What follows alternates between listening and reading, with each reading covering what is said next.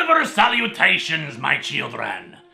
Even within Marvel's own universe, there is Dr. Frankenstein and his monster.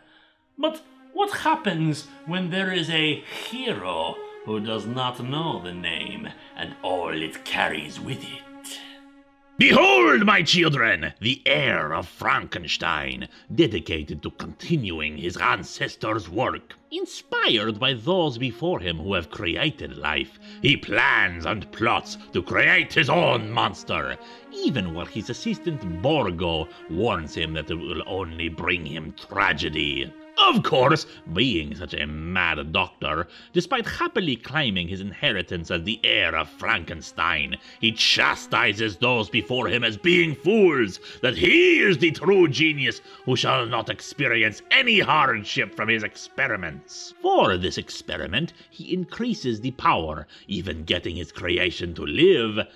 But the power is too great and it burns out, so he has failed once again. However, his latest experiment attracts the local villagers and gets them to attack the castle. Frankenstein, fortunately, has better defenses at his disposal, creating electric barriers to repel the villagers, but they quickly begin work to smoke him out and burn the castle to the ground. Coincidentally, the Silver Surfer is passing by, contemplating his own unique existence, when he spots the castle ablaze and goes to help. He repels the villagers and meets with Frankenstein, who decides to use the Surfer as part of Experiment X, a last resort creation that requires a living subject to endure the process for it to work. The Surfer departs for a time as Frankenstein reviews footage of his ancestor creating the original monster, wanting to make sure he performs the experiment perfectly.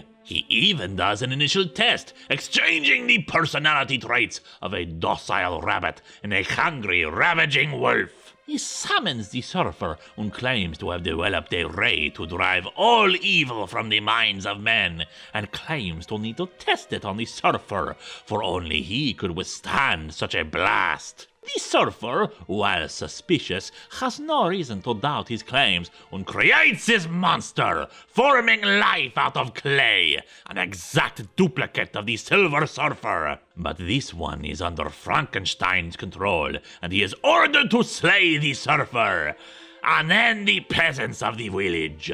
The real Surfer survives, even as Frankenstein continues to try to murder him, but fortunately Borgo warns him of where his doppelganger has gone. The duplicate Surfer has indeed brought fear to the villagers, claiming to be superior to the original because he is not weakened by compassion. After forcing the duplicate into space to continue the battle, the villagers once more turn their attention to Frankenstein. The mad doctor plans to kill the attackers with his guns, but Borgo pushes Frankenstein out a window, saving them. And what of the Surfers?